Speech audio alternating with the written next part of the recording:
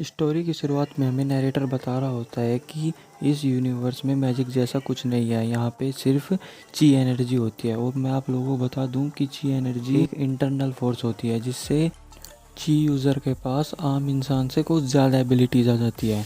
और फिर हमें बताया जाता है कि ये सभी 10 ची स्टेजेस और उनमें 9 लेवल्स में डिवाइडेड है। तो हमें एनिमी की शुरुआत में हमें ये दिखाया जाता है कि एक सिटी जिसका नाम क्राउन सिटी है और वहाँ पे हमें शाओ फैमिली रेजिडेंस दिखाया जाता है जिसके अंदर को आदमी होस्ट हो रहा होता है और वो उस कंपटीशन को स्टार्ट करता है और वो किसी शाओ येन को बुला रहा होता है।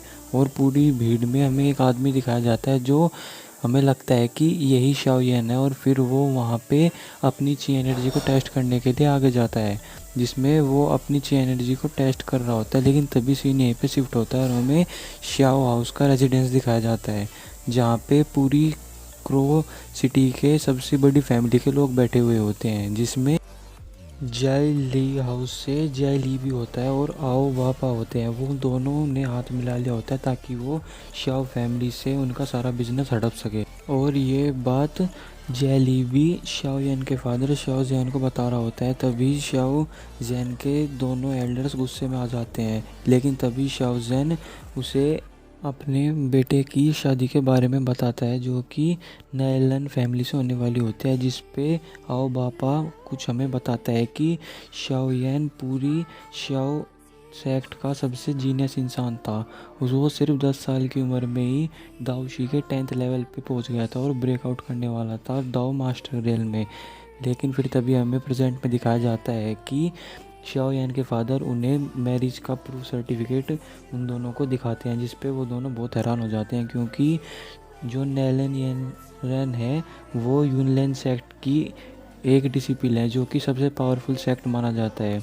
और फिर तभी हम लोग दूसरी तरफ देखते हैं कि शाओ फैमिली के रेजिडेंस में शाओ यान का टेस्ट हो रहा होता है कि उसकी ची ऊर्जा कितने लेवल पे है जिस पे उसकी ची ऊर्जा सिर्फ लेवल 3 पे होती है डाओची के। जिस पे वहाँ पे सब लोग उसका मजाक उड़ाने लगते हैं, कहते हैं कि ये तो एक जीनियस इंसान था, इसकी सारी एनर्जी कहाँ पे चली गई। और वो वहाँ से उदास होकर जाने लगता है। लेकिन जब वो वहाँ से जा रहा होता है तभी वहाँ पे रास्ते में उसे उसकी बहन मिलती है और उसे कहती है कि ब्रदर आप इतना टेंशन मत लीजिए। और फिर तभी वहाँ पे होस्ट उसकी बहन को बुलाता है जिसका नाम शाओ सुनार होता है। तो वो जाके अपना एनर्जी टेस्ट करती है जिसमें उसकी एनर्जी दाओशी 10 लेवल पे होती है जिसे देख के वहाँ पे सभी लोग बहुत ज़्यादा हैरान हो जाते हैं और उसकी तारीफ़ करने लगते हैं। और उसके बाद तभी हम लोग देखते हैं वहाँ पे शाओ फैमिली के मीटिंग हॉल के बाहर नैलन येनरेन आ रही होती है जिसे देख के शाओ येन के फादर बहुत ज़्यादा खुश हो जाते हैं। और वहीं दूसरी ओर जेलीबी और आओबापा दोनों ही डर जाते हैं जिस पे नैलन वहाँ पे अंदर आती है और वहाँ पे आके उसके फादर को नमस्ते करती है और उन्हें एक ची कंडेंसेशन पिल देती है जिसकी मदद से अगर कोई भी जो इस पिल को यूज़ करेगा उसकी एनर्जी एक लेवल ऊपर चली जाएगी जो कि बहुत ही एक रेयर पिल है। लेकिन अगर वो उस एनर्जी को कंज्यूम नहीं कर पाया उसकी एनर्जी एक लेवल नीचे भी चली जाएगी और उसकी जान को खतरा भी होगा।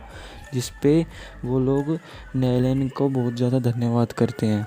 और फिर तभी वो शाओयन के फादर से कहती है कि अंकल मैं इस पिल के बदले में आपसे एक फ़ेवर मांगना चाहती हूँ। जिस पे उसके फादर कहते हैं कि हाँ बताओ। जिस पे वो कहती है कि मैं आपको ये पिल बल्कि मैं आपको इसके साथ डज़न पिल दे दूँगी लेकिन मैं शाओयन से अपनी मैरिज का कॉन्ट्रैक्ट कैंसिल करना चाहती हूँ। जिस पे वहाँ पे सभी लोग हैरान होते हैं और ये बात सुन के जैलीबी और आओबापा तो बहुत खुश हो जाते हैं। और शाओ जैन नैलन से पूछते हैं कि तुम्हें अचानक ये क्या हो गया, तुम शादी को कैंसिल करना चाहती हो। और वो कहता है कि इस शादी के बारे में यहाँ पे सभी लोगों को पता है।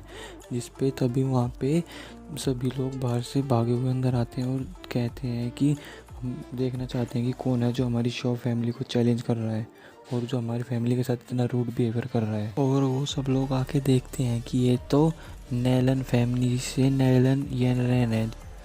तब नैलन येनरेन उनसे कहती है कि जब मेरी और शाओयन की मैरिज तय हुई थी तब शाओयन बहुत ही ज़्यादा टैलेंटेड इंसान था लेकिन अब वो एक गार्बेज है, वो अब एक लूज़र से बढ़ के और कुछ नहीं है। और नैलन के साथ एक ग्रैंड मास्टर भी आए हुए होते हैं जिसे देख के वो सब लोग डर जाते हैं। और फिर तभी वहाँ पे शाओ येन की एंट्री होती है और वो वहाँ पे अंदर आ जाता है, जिसे देख के नैलन कहती है कि क्या तुम ही शाओयन हो? जिस पे वो कहता है कि हाँ, ये हैंडसम इंसान ही शाओयन है। जिस पे वो कहती है कि क्या हुआ कि अगर तुम हैंडसम इंसान हो, अगर तुम्हारे पास टैलेंट नहीं है तो तुम किसी काम के नहीं हो। जिस पे वो उसे कहती है कि मुझे पता लगा है कि तुम्हारी ची कल्टीवेशन बहुत नीचे चली गई है। जिस पे वो उसे कहती है कि मैं तुम्हें ये सभी ची कंडेंसेशन पिल दे दूंगी और तुम्हें यूनलैंड सेक्ट में लेके चले जाऊंगी जहाँ पे तुम्हारी अच्छी ट्रेनिंग होगी। जिसकी ये बात सुन के वहाँ पे सभी लोग हैरान हो जाते हैं और डरने लगते हैं कि अगर ये यूनलैंड सेक्ट में चला गया तो शाओ फैमिली के पास बराबर की पावर रहेगी, वो कुछ नहीं हारेगी। लेकिन तभी शाओयन कहता है कि ठीक है, अगर तुम मुझसे चाहती हो ये एंगेजमेंट तोड़ना तो मैं तुम्हें एक आसान रास्ता दिखाता हूँ। जिस पे वो कहता है कि मैं तुम्हें डिवोर्स देता हूँ। जिसकी बात सुन के वो सभी लोग बहुत गुस्से में आ जाते हैं और जो ग्रैंड मास्टर नैलन के साथ आए हुए होते हैं वो उस पर हमला करने वाले होते हैं शाओयन पे, लेकिन उसके फादर उसे उस अटैक से बचा लेते हैं। और तभी नैलन अपने जो उनके साथ ग्रैंड मास्टर थे उन्हें रोक लेती है और फिर वो कहती है कि ठीक है, मैं आपके साथ एक बेट लगाना चाहती हूँ। और वो कहती है कि मैं शाओयन को 3 साल का वक्त देती हूँ। अगर वो 3 साल बाद मुझसे येनलैंड सेक्ट में आके फ़ाइट करता है और अगर वो मुझसे हार गया तो वो ये मैरिज को कैंसिल कर देगा, और अगर वो जीत गया तो वो मुझसे जो चाहे वो करवा सकता है। जिस पे वो सभी लोग बात करने लगते हैं कि ये तो इम्पॉसिबल है, क्योंकि 3 साल में कोई भी इतनी ऊपर नहीं पहुंच सकता। लेकिन शाओयन के फादर उसे देखते हैं, जिस पे शाओयन कहता है कि फादर आप ये कर लीजिए, लेकिन वो ये बात इशारों में कर रहे होते हैं। जिस पे शाओयन इसे एक्सेप्ट कर लेते और हम लोग देखते हैं कि आओ बापा और जेली भी वहाँ से आराम से चुपके से निकल जाते हैं और फिर नैलन या रैन भी ये बात वहाँ से करके वो भी चली जाती है और यहीं पे हमारा एपिसोड ख़त्म हो जाता है। Thank you guys.